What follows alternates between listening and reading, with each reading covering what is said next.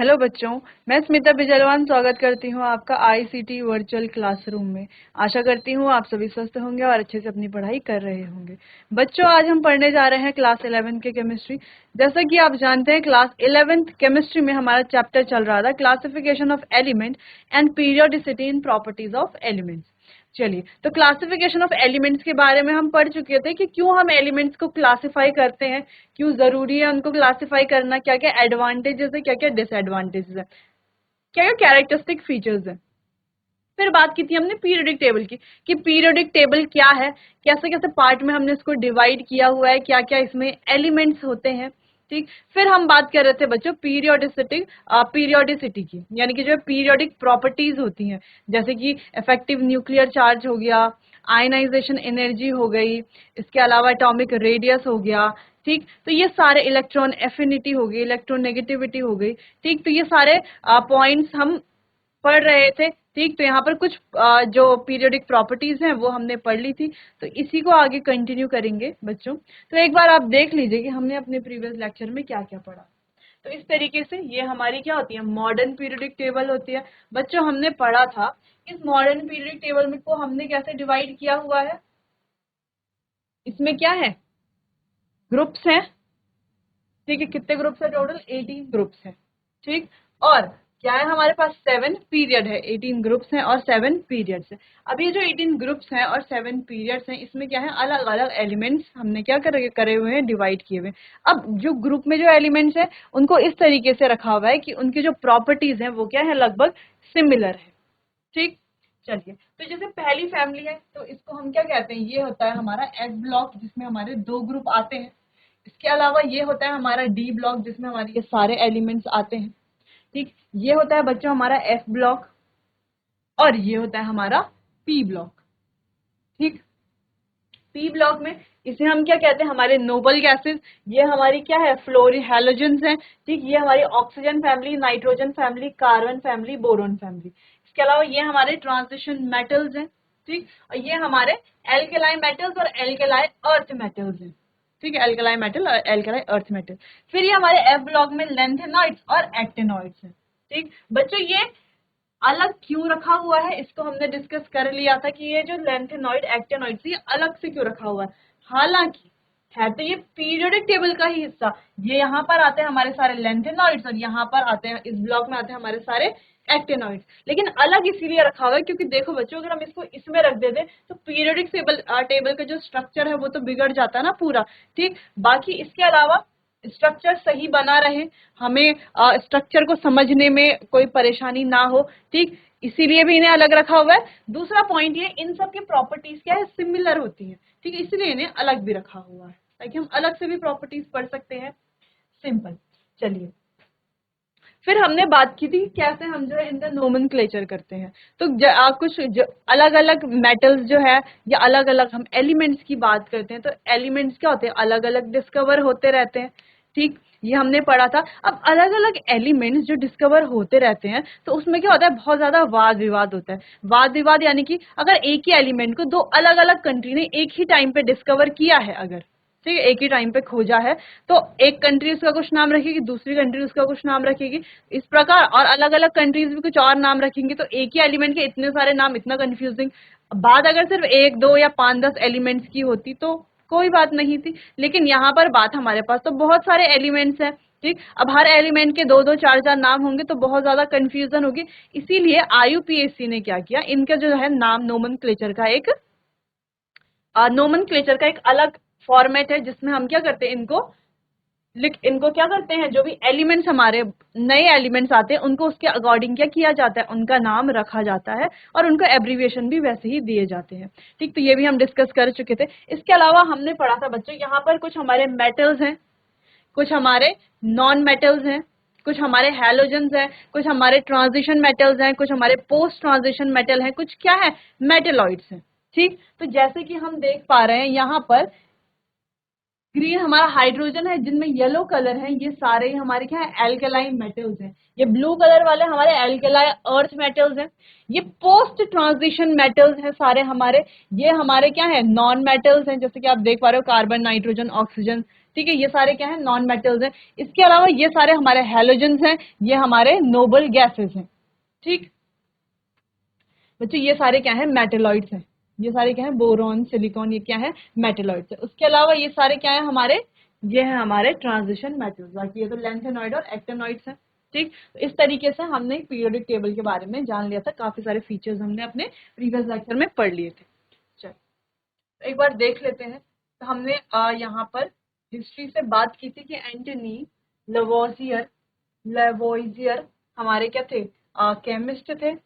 ठीक, तो उन्होंने एलिमेंट्स को क्या किया था, डिवाइड किया था दो पार्ट में, मेटल और नॉन मेटल में। ठीक, फिर हमारे आए डोब्रीनियर्स, जिनका हम ट्राइड्स के बारे में पढ़ते हैं। तो उन्होंने क्या बताया कि पहला और तीसरा एलिमेंट जो है उनका जब हम क्या निकालते हैं, एवरेज एटॉमिक मास निकालते हैं, तो वो मिडिल थर्ड एलिमेंट के बराबर होता है। ठीक, लेकिन ये भी क्या हो गया था, बाद में फेल। फिर Newlands law law of octaves था, ये भी बाद में फेल हो गया था। क्या था ये लॉ ऑफ ऑक्टेव्स, हम जानते हैं। फिर आए थे हमारे दिमित्री मेंडेलीव। तो दिमित्री मेंडेलीव ने एलिमेंट्स को क्या किया था, डिवाइड किया था। एक पीरियोडिक टेबल उन्होंने बनाई थी, जो कि कई हद तक सही थी। काफी टाइम तक ये पीरियोडिक टेबल चली थी, लेकिन यहाँ पर भी कुछ क्या थे, बहुत सारे डिसएडवांटेजेस थे, बहुत सारे डिमेरिट्स थे। ठीक है, और बहुत सारी ऐसी चीजें थी जिनको जो है मेंडेलीव जो है वो अच्छे से एक्सप्लेन नहीं कर पाए थे। अब वो क्या चीजें थी वो हम बच्चों पढ़ चुके हैं, आप चाहें तो एक बार देख लीजिए वो क्या क्या चीजें थी। ये थे हमारे एडवांटेजेस और ये थे इनके demerits. Position of isotopes, grouping of chemically dissimilar elements, position of hydrogen, ठीक है, position of lanthanoid, actinoid, position of iron, platinum group. फिर हमारे साइंटिस्ट आए या केमिस्ट आए, हेनरी मोजले। फिर हेनरी मोजले ने दिया मॉडर्न पीरियोडिक लॉ और बनाई जो थी हमारी मॉडर्न पीरियोडिक टेबल, जिसको हम अभी तक यूज कर रहे हैं। ठीक है, जिसको हम अभी भी जिसको पढ़ते हैं वो क्या, हमारी मॉडर्न पीरियोडिक टेबल ही है। इसके अलावा बच्चों अभी तक जितने भी केमिस्ट आए उन्होंने क्या किया, इनको किसके बेसिस पे एलिमेंट्स को क्लासिफाई किया, एटॉमिक मास के बेस पे। किसके बेस पे, एटॉमिक मास के बेस पे। ठीक, इसीलिए हमेशा क्या आता था, वो गड़बड़ आता था। लेकिन यहाँ पर जो हेनरी मोजले थे उन्होंने क्या किया, इसको एटॉमिक नंबर के बेस पे रखा, है ना, increasing order of atomic number. तो इस तरीके से बनी हमारी मॉडर्न पीरियोडिक टेबल।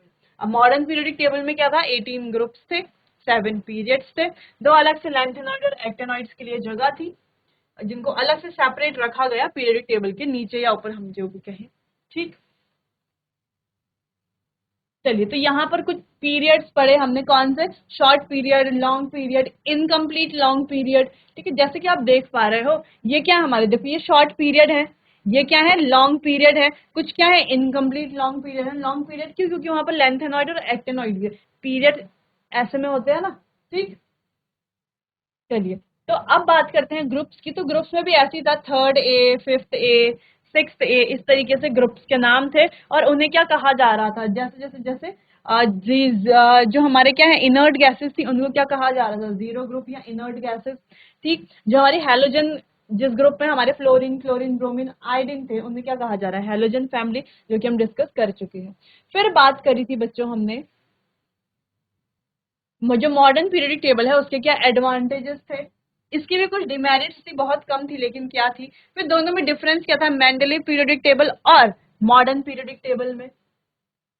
फिर बात की थी बच्चों हमने ब्लॉक्स के बारे में कि एस ब्लॉक क्या है, पी ब्लॉक क्या है, डी क्या है, एफ क्या है, ये सब शेल्स क्या क्या है और क्या क्या इनमें एलिमेंट्स होते हैं, और इनकी जो क्या कह सकते हैं हम, कैरेक्टरिस्टिक्स होते हैं वो क्या होते हैं, जो इनके कैरेक्टरिस्टिक फीचर्स होते हैं वो क्या होते हैं। तो एस ब्लॉक के कैरेक्टरिस्टिक फीचर्स, पी ब्लॉक के, डी ब्लॉक के और एफ ब्लॉक के। और जो इनका जो जनरल फॉर्मूला है वो क्या होता है, वैलेंस इलेक्ट्रॉनिक कॉन्फ़िगरेशन का जो फॉर्मूला है, या हम कह सकते हैं कि वैलेंस इलेक्ट्रॉनिक कॉन्फ़िगरेशन क्या है, वो हमने पढ़ा था। अब वैलेंस इलेक्ट्रॉनिक कॉन्फ़िगरेशन कैसे निकाली जाती है बच्चों, बहुत अच्छे से हमने इसको डिस्कस किया था। फिर हमने पढ़ा कि अबव प्रिंसिपल क्या है, ये क्या कहता है कि जो शेल में एनर्जी लोएस्ट होगी वहां पर इलेक्ट्रॉन पहले भरा जाएगा, जिसमें एनर्जी ज्यादा है उसमें इलेक्ट्रॉन बाद में भरा जाएगा। ठीक, इस तरीके से जैसे सबसे पहले इलेक्ट्रॉन 1s में भरा जाएगा, फिर 2s में, फिर 2s के बाद 3s में भरना चाहिए था। ठीक है, फिर भरा जाता है 2p में, फिर 3s में, 3s के बाद 4p में भरना चाहिए था लेकिन भरता है इलेक्ट्रॉन 3p में, फिर 4s में, फिर 3d में, 4p में, 5s में। ठीक है, क्यों भरा जाता है, क्योंकि ये क्या इनका एनर्जी का ऑर्डर है। ठीक है, 1s में एनर्जी कम होती है सबसे कम, फिर 2s में होती है, फिर 2p में, फिर 3s में, फिर 3p में, फिर 4s में, फिर 3d में, 4p में, 5s में, 4d में, 5p में, ठीक है। तो इस तरीके से एनर्जी का जो लेवल होता है उसके अकॉर्डिंग हम इलेक्ट्रॉन्स को फिल करते हैं। चलिए, फिर हमने पढ़ा था बच्चों की कुछ एलिमेंट्स है 1 to 20 कुछ एलिमेंट्स है, कुछ इंपॉर्टेंट एलिमेंट्स है, उनके इलेक्ट्रॉनिक कॉन्फ़िगरेशन हमने देखी थी। फिर हमने दो यहाँ पर क्या देखे थे, एक्सेप्शनल केस देखे थे। अब एक्सेप्शनल केस जैसे क्लोरीनियम आयन और कॉपर आयन के लिए हमने देखा था कि एक्सपेक्टेड जो इलेक्ट्रॉनिक कॉन्फ़िगरेशन है वो तो ये होनी चाहिए थी, लेकिन इलेक्ट्रॉनिक कॉन्फ़िगरेशन हो जाती है ये वाली। ऐसा क्यों होता है? क्योंकि हमने डिस्कस किया था बच्चों कि जो हाफ फिल्ड होता है वो ज्यादा स्टेबल होता है किससे, जिसमें अगर ये हाफ फिल्ड है, ठीक है, अगर हम कहें यहाँ पर एक इलेक्ट्रॉन, एक इलेक्ट्रॉन, एक इलेक्ट्रॉन, एक इलेक्ट्रॉन, दो इलेक्ट्रॉन यहाँ पर है, दो यहाँ पर है, दो यहाँ पर है, और यहाँ पर एक है, दो है, तीन है और चार है। तो अगर हम यहाँ पर स्टेबिलिटी की बात करें तो सबसे ज्यादा स्टेबल कौन सा, ये वाला, क्योंकि इसके सारे जो सेल्स है उनमें क्या इलेक्ट्रॉन फुली फिल्ड है ना, फुली फिल्ड है ये, ठीक। लेकिन बात करते हैं इसकी और इसकी, तो इन दोनों में से ज्यादा स्टेबल कौन है? यहाँ पर 4 इलेक्ट्रॉन है, यहाँ पर 3 इलेक्ट्रॉन है। तो इलेक्ट्रॉन की संख्या डिसाइड नहीं करती है कौन सा ज्यादा स्टेबल है। इसमें 4 इलेक्ट्रॉन हो जाए, इसमें 5 इलेक्ट्रॉन हो जाए तो भी ये स्टेबल नहीं होगा, क्योंकि ये क्या है, हाफ फिल्ड है, ठीक है। तो ये क्या होता है, ज्यादा स्टेबल होता है बच्चों, ठीक। तो फुली फिल्ड, हाफ फिल्ड ज्यादा स्टेबल होते हैं इस तरीके से, जहां पर जो ना फुली फिल्ड है ना हाफ फिल्ड है, ठीक। तो वैसे यहाँ पर था तो हमने क्या कर देते हैं इसको 3d5 कर लेते हैं, यानी कि यहाँ पर हाफ फिल्ड, देखो 3d5 की बात करें तो d ऑर्बिटल, तो यहाँ पर 1 2 3 4 5 कुछ इस तरीके से था, ठीक। अब पहले कितने थे इलेक्ट्रॉन, सिर्फ 4 इलेक्ट्रॉन थे, फिर s ऑर्बिटल से जंप करके एक इलेक्ट्रॉन कहाँ आ जाता है, d में आ जाता है। तो d भी क्या बन जाता है, 5, यानी कि ये कैसा हो जाता है, हाफ फिल्ड हो जाता है। तो हाफ फिल्ड ज्यादा स्टेबल होता है, अब ये ज्यादा स्टेबल हो चुका है, इसीलिए इसकी इलेक्ट्रॉनिक कॉन्फ़िगरेशन ये होती है। वैसे ही सेम कॉपर के केस में भी सेम होता है, यहाँ पर देखो 3d9 है, यहाँ पर 3d10 हो गया। अब 3d10 ज्यादा स्टेबल है 3d9 वाले से, इसीलिए हम इसको क्या करते हैं, प्रेफरेंस देते। प्रेफरेंस क्या, यही इसकी इलेक्ट्रॉनिक कॉन्फ़िगरेशन होती है। तो half filled, four field orbital ज्यादा स्टेबल होते हैं, ठीक, क्योंकि half filled have symmetry among the orbitals, क्योंकि इनमें क्या होता है, ऑर्बिटल्स के अमंग सिमेट्री होती है। दूसरी चीज exchange of energy between the electron, क्योंकि यहाँ पर इलेक्ट्रॉन के बीच में एक्सचेंज ऑफ एनर्जी भी होता है, ठीक। तो ये भी हम डिस्कस कर चुके थे। आगे बढ़ते हैं, पीरियोडिसिटी क्या होती है हमने समझ लिया था, आइसो इलेक्ट्रॉनिक स्पीसीज क्या होती हैं ये भी हमने पढ़ लिया था। फिर पीरियोडिक प्रॉपर्टी की बात हमने की थी। पीरियोडिक प्रॉपर्टी में बच्चों ये चारों पीरियोडिक प्रॉपर्टी तो हमें पढ़नी ही थी। इसके अलावा एक पीरियोडिक प्रॉपर्टी जो कि क्या है, इफेक्टिव न्यूक्लियर चार्ज। क्या है इफेक्टिव न्यूक्लियर चार्ज, जिसे हम क्या कहते हैं, जेड इफेक्टिव भी कहते हैं। तो पहले हमने जेड इफेक्टिव के बारे में पढ़ लिया था, ठीक। अब बात करते हैं एटॉमिक साइज के बारे में, हम अपने लास्ट लेक्चर में पढ़ रहे थे कि एटॉमिक साइज क्या होता है।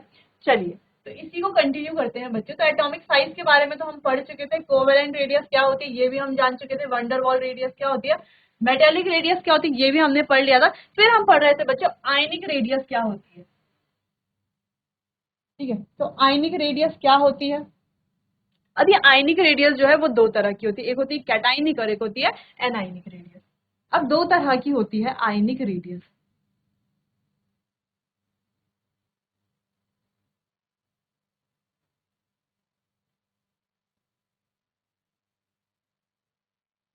कैटाइनिक और एनाइनिक। जैसे कैटाइनिक की बात करें अगर हम, हमारे पास है Al3+, Al2+, Al+, ठीक है, जिनमें क्या है पॉजिटिव चार्ज है। एनायन की बात करें तो F negative, F2 negative, F3 negative, इस तरीके से। तो ये होती है हमारी कैटाइनिक रेडियस, ये होगी एनायनिक रेडियस। तो it is the distance of outer most shell of anion और कैटायन फ्रॉम इट्स न्यूक्लियस, या न्यूक्लियस यानी कि न्यूक्लियस से कैटायन और एनायन की आउटर मोस्ट शेल की क्या डिस्टेंस है, न्यूक्लियस से आउटर मोस्ट शेल की क्या डिस्टेंस है, वही क्या हो जाएगी, हमारी आयनिक रेडियस हो जाएगी, ठीक। An atom can be change into cation and to an anion, और एक एटम जो है वो कैटायन में भी चेंज हो सकता है। कैटायन यानी कि लॉस ऑफ इलेक्ट्रॉन और एनायन यानी कि गेनिंग ऑफ इलेक्ट्रॉन। अब लॉस ऑफ इलेक्ट्रॉन, जैसे Al3 पॉजिटिव है, 3 पॉजिटिव क्यों है, क्योंकि उसने 3 इलेक्ट्रॉन क्या करे हैं, डोनेट करे हैं, 3 इलेक्ट्रॉन कह सकते हैं हम लॉस करे हैं। वैसे Fe3 नेगेटिव है, यानी कि यहाँ पर 3 इलेक्ट्रॉन क्या किए हैं, F ने सॉरी फ्लोरीन ने 3 इलेक्ट्रॉन क्या किए हैं, गेन किए हैं, ठीक। चलिए, तो ये थी इतनी बात। अब हम कैसे पता लगाएंगे कि यहाँ पर रेडियस मतलब एटॉमिक साइज क्या है, यहाँ पर कैसे पता चलेगा कि एटॉमिक साइज का ऑर्डर क्या है? उससे पहले बच्चों, पहले आपको आयनिक रेडियस के बारे में ये पॉइंट्स नोट कर लेने, फिर डिस्कस करते हैं। चलिए, तो हम रेडियस की बात कर रहे थे यहाँ पर, आयनिक रेडियस की। अब हमने कैटायनिक रेडियस के बारे में जान लिया, एनायनिक रेडियस के बारे में जान लिया। ठीक है, सिंपल।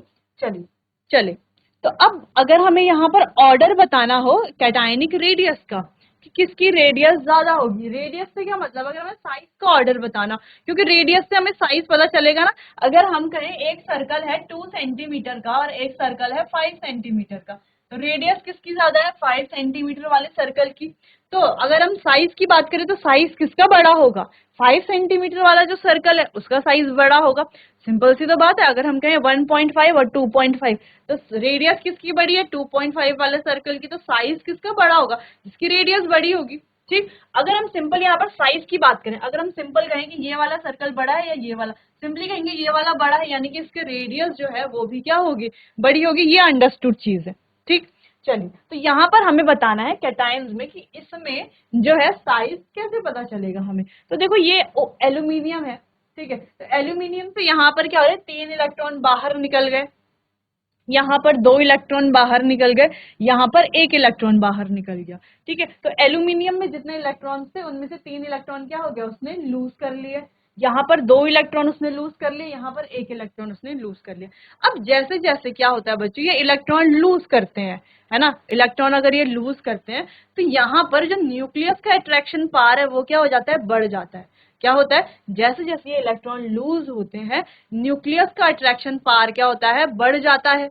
ठीक, तो जितने ज्यादा इलेक्ट्रॉन बाहर जाएंगे उतना ज्यादा न्यूक्लियस का अट्रैक्शन पावर बढ़ेगा। अगर न्यूक्लियस का अट्रैक्शन पावर बढ़ रहा है तो वो उसे अपनी तरफ खींचेगा, जिस वजह से साइज क्या हो जाएगा, छोटा हो जाएगा। यानी कि जितने ज्यादा पॉजिटिव चार्ज उतना ज्यादा कम साइज। ठीक है, यानी कि अगर हम बात करें बच्चों, तो यहाँ पर क्या हो रहा है, इधर की तरफ अगर हम बढ़ते तो जेड इफेक्टिव बढ़ रहा है। ठीक, जेड इफेक्टिव हमने अपने प्रीवियस लेक्चर में बात की थी जेड इफेक्टिव के बारे में। तो जेड इफेक्टिव बढ़ रहा है अगर हम इधर की तरफ बात कर रहे हैं, है ना, क्योंकि यहाँ से देखो 3 इलेक्ट्रॉन निकल रहे हैं, 2 इलेक्ट्रॉन निकल रहा है, 1 इलेक्ट्रॉन निकल रहा है। ठीक, अब इधर की तरफ क्या हो रहा है, जेड इफेक्टिव बढ़ रहा है। तो जेड इफेक्टिव बढ़ने से क्या होता है, साइज भी क्या होता है, कम होता है। यानी कि जहां पर जेड इफेक्टिव ज्यादा होगा, साइज क्या हो जाएगा, वहां पर कम हो जाएगा। ठीक, साइज कम क्यों होगा, जैसे कि हमने बात की, ये है हमारा एल्यूमिनियम और यहाँ पर थे 4 इलेक्ट्रॉन, ये दूसरा एल्यूमिनियम, इस पर से 1 इलेक्ट्रॉन चला गया तो यहाँ पर बच गए 3 इलेक्ट्रॉन। ठीक, ये दूसरा एल्यूमिनियम, यहाँ से एक और इलेक्ट्रॉन चला गया तो यहाँ पर बच गए 2 इलेक्ट्रॉन। ठीक, ठीक, सिंपल। यानी कि बच्चों यहाँ पर देखो इलेक्ट्रॉन ज्यादा है, न्यूक्लियस की अट्रैक्शन पावर तो है भी, जो तो जो टारगेट इलेक्ट्रॉन होगा उसको ये अपनी तरफ खींचेगा, खींचेगा। ठीक है, अब यहाँ पर इलेक्ट्रॉन कम हो गए, अब इलेक्ट्रॉन का रिपल्शन ज्यादा नहीं है। ठीक, अब इलेक्ट्रॉन का रिपल्शन ज्यादा नहीं है, जिस वजह से ये इसे अपनी तरफ खींचेगा, तो ये इसका साइज क्या होगा, थोड़ा छोटा होगा। फिर यहाँ पर न्यूक्लियस का सॉरी इलेक्ट्रॉन का रिपल्शन बिल्कुल भी नहीं है, तो जो टारगेट इलेक्ट्रॉन होगा उसको ज्यादा तेजी से अपनी तरफ खींच सकता है। यानी कि अगर हम यहां से यहां तक बात करें तो जेड इफेक्टिव क्या हो रहा है, बढ़ रहा है। ठीक है, जेड इफेक्टिव क्या हो रहा है,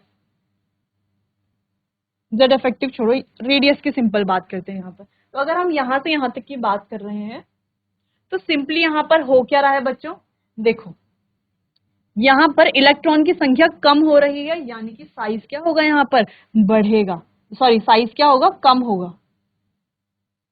यानी कि सबसे बड़ा साइज इसका होगा, फिर इसका, और सबसे छोटा साइज होगा इसका। ठीक, वैसे ही अगर हम यहाँ पर एनाइन की बात करें, अब एनाइन में क्या देख रहे हैं हम, यहाँ पर 1 इलेक्ट्रॉन है, यहाँ पर 2 इलेक्ट्रॉन और है, यहाँ पर 3 इलेक्ट्रॉन और आ रहे हैं। तो इलेक्ट्रॉन के बढ़ने से क्या होगा, सिग्मा इंक्रीज होगा, यानी कि जो रिपल्शन है इलेक्ट्रॉन्स का वो भी क्या होगा, बढ़ेगा। रिपल्शन के बढ़ने की वजह से साइज बड़ा होगा। ठीक है, साइज कम नहीं होगा, साइज क्या होगा, बड़ा होगा। ठीक है, अब रिपल्शन बढ़ रहा है तो साइज बढ़ रहा है, तो सबसे बड़ा साइज इसका होगा, फिर इसका, फिर इसका। अगर यहाँ पर साइज की बात करते हैं तो यहाँ पर सबसे बड़ा साइज इसका, फिर इसका सबसे छोटा साइज होगा Al3 पॉजिटिव का। ठीक, ठीक है, तो कुछ ऐसा साइज का ऑर्डर होगा। एक बार आप इसे देख लीजिए, फिर बढ़ते हैं। ठीक, चलो, तो इतनी बात तो आ गई होगी समझ में। अब बात करते हैं कुछ और चीज थी यहाँ पर, सिंपल, अगर हम इसको जेड इफेक्टिव से रिलेट करें बच्चों, तो अगर जेड इफेक्टिव बढ़ता है तो साइज क्या हो जाता है, कम हो जाता है। यानी कि इसको सिंपली हम लिख सकते हैं z effective is proportional to 1 by size, यानी कि साइज बढ़ेगा तो z effective क्या हो जाएगा, कम हो जाएगा। ठीक, चलो एक बात तो ये हो गई।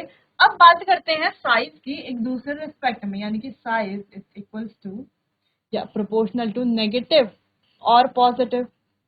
अब कैटायन और एनायन की बात हुई, यानी कि अगर जैसे जैसे नेगेटिव चार्ज इंक्रीज होगा साइज भी क्या होगा, इंक्रीज होगा, और जैसे जैसे पॉजिटिव चार्ज इंक्रीज होगा साइज क्या होगा, कम होगा। ठीक, तो इस फॉर्मूले को आप याद करना ही है आपको, ठीक है, क्योंकि कभी भी आपको एनायनिक रेडियस कैटायनिक रेडियस से क्वेश्चन आ सकता है। तो सिंपल साइज,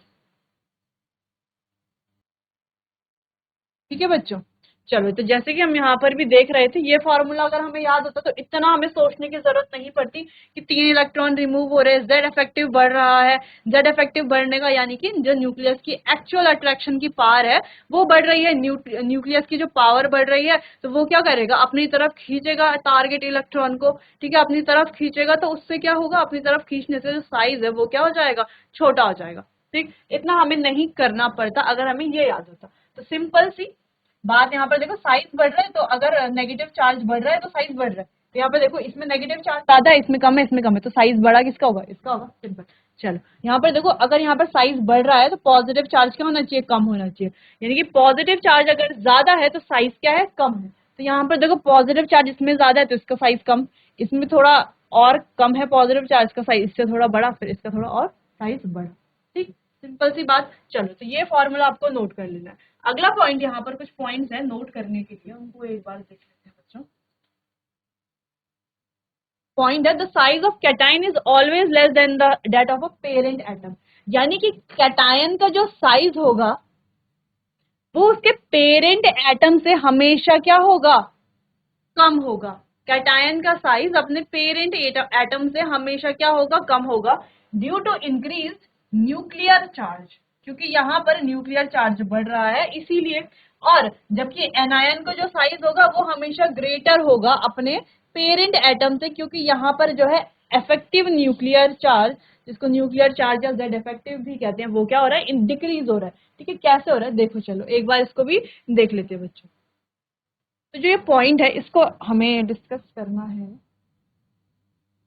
चलो, तो यहाँ पर कहा जा रहा है कि कैटायन का जो साइज है वो उसके पेरेंट एटम से कम होगा। जैसे हम कहें, बात करें एल्यूमिनियम की, ये एल्यूमिनियम का क्या है, पेरेंट एटम है, और ये एल्यूमिनियम पॉजिटिव क्या है, इसका कैटायन है। ठीक है, अगर हम बात करते हैं नाइट्रोजन की, नाइट्रोजन क्या है, पेरेंट एटम है, और ये एन नेगेटिव क्या है, इसका एनायन है। तो हम बोल रहे हैं कि एल नेगेटिव का साइज हमेशा एल से कम होगा। यानी कि किसी भी कैटायन में उसके पेरेंट एटम का साइज हमेशा क्या होगा, बड़ा होगा, और कैटायन का साइज क्या होगा, छोटा होगा। ऐसा क्यों, देखो इसमें तो जितने इलेक्ट्रॉन है तो है ही उतने इलेक्ट्रॉन, ठीक, लेकिन इसमें क्या है, इससे एक इलेक्ट्रॉन कम है, यानी कि इसने अपना एक इलेक्ट्रॉन डोनेट कर दिया। जब ये अपना एक इलेक्ट्रॉन डोनेट कर देगा, यानी कि यहाँ पर इलेक्ट्रॉन की संख्या क्या हो जाएगी, इसके कंपैरिजन में यहाँ पर इलेक्ट्रॉन की संख्या क्या होगी, कम होगी। इलेक्ट्रॉन की संख्या कम होने से क्या होगा, इसका जो न्यूक्लियर चार्ज है ना, न्यूक्लियस पे जो चार्ज है वो क्या होगा, बढ़ेगा।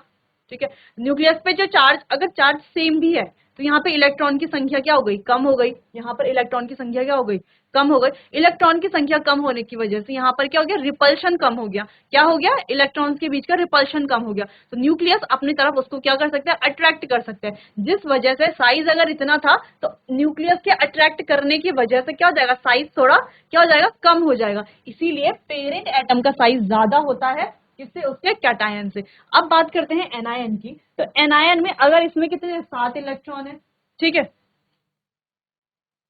7 इलेक्ट्रॉन, और एक इलेक्ट्रॉन यहाँ पर क्या हो गया, एक और इलेक्ट्रॉन आ गया, यानी कि यहाँ पर इलेक्ट्रॉन की संख्या क्या हो गई, बढ़ गई। ठीक है, इसके जस्ट अपोजिट यहाँ पर हो रहा है, कैटायन के जस्ट अपोजिट एनायन में हो रहा है। तो यहाँ पर तो इलेक्ट्रॉन की संख्या कम हो रही थी, पर यहाँ पर अगर हम ध्यान से देखें तो इलेक्ट्रॉन की संख्या क्या हो रही है, बढ़ रही है। ठीक, अब इलेक्ट्रॉन की संख्या बढ़ने से क्या हो रहा है, रिपल्शन बढ़ रहा है। ठीक है। जितना इलेक्ट्रॉन बढ़ेगा रिपल्शन बढ़ेगा। रिपल्शन की बढ़ने से क्या होगा, रिपल्शन के बढ़ने से जो न्यूक्लियस का जो अट्रैक्शन का फोर्स है या चार्ज है वो क्या करेगा, इलेक्ट्रॉन को अपनी तरफ ज्यादा अट्रैक्ट नहीं कर पाएगा, बल्कि क्या हो गया, अब इलेक्ट्रॉन की संख्या बढ़ रही है तो इलेक्ट्रॉन इलेक्ट्रॉन आपस में क्या करेंगे, रिपेल करेंगे। जब दो चीजें आपस में क्या करती है, रिपेल करती हैं, तो वो एक दूसरे के पास नहीं आती, क्या हो जाती है, दूर हो जाती है। ठीक, तो वैसे यहाँ पर इलेक्ट्रॉन की संख्या बढ़ने से क्या हो रहा है, रिपल्शन बढ़ रहा है। रिपल्शन अगर बढ़ता है तो न्यूक्लियस की अट्रैक्शन पावर उतनी नहीं रहती। ठीक, जिस वजह से रिपल्शन के बढ़ने की वजह से उसका साइज क्या हो जाता है, बड़ा हो जाता है। ठीक, इसीलिए यहाँ पर एनायन की अगर हम बात करें तो इसके पेरेंट एटम का साइज हमेशा क्या होगा, इसके एनायन से छोटा ही होगा। ठीक, यानी कि the size of anion is always greater, यानी कि एनायन का साइज हमेशा ग्रेटर होगा अपने पेरेंट एटम से। जबकि कैटायन में क्या होगा, पेरेंट एटम का साइज बड़ा होगा इसके किससे, कैटायन से। तो ये सारे ही एनायंस और सारे ही कैटायंस के लिए है। ठीक, अगर हम Al2 पॉजिटिव कर ले यहाँ पर तो अब ये और छोटा साइज हो जाएगा, Al3 पॉजिटिव कर ले अब ये और छोटा साइज हो जाएगा। वैसे यहाँ पर N क्या कर ले, 2 नेगेटिव कर ले तो अब ये और छोटा हो जाएगा, और यहाँ पर 3 नेगेटिव कर ले तो अब ये और ज्यादा छोटा हो जाएगा। ठीक, तो ये आपको कंपैरिजन न्यूक्लियर चार्ज का जो हमने Z इफेक्टिव में पढ़ा था, इफेक्टिव न्यूक्लियर चार्ज के बारे में जो पढ़ा था, तो उसको आपको कंपेयर करना आना चाहिए। इसीलिए हमने उसे सबसे पहले पढ़ लिया था क्योंकि वो सबसे ज्यादा इंपॉर्टेंट है। हालांकि ये बाद में भी ये टॉपिक आएगा, हम उसको थोड़ा वहां पर भी समझेंगे, लेकिन जो हम पहले पढ़ चुके हैं वो यहाँ पर बहुत ज्यादा काम आएगा। सिर्फ यहाँ पर ही नहीं, आगे जितने भी हम क्या करेंगे, जितने भी हमें प्रॉपर्टीज पढ़नी है उनमें थोड़ा बहुत उसका क्या होगा, कहीं ना कहीं रिलेशन होगा बच्चों। चलिए, तो ये पॉइंट्स आपको नोट कर लेने हैं, नोट कर लीजिए, फिर आगे बढ़ते हैं। चलिए बच्चों, तो आज हमने आयनिक रेडियस के बारे में बात की और अपने प्रीवियस जो टॉपिक्स हमने पढ़े थे उनको एक बार रिवाइज कर लिया। बाकी आगे के टॉपिक कंटिन्यू करेंगे हम अपने आने वाले अगले सेशन में। तब तक के लिए आपका बहुत बहुत धन्यवाद।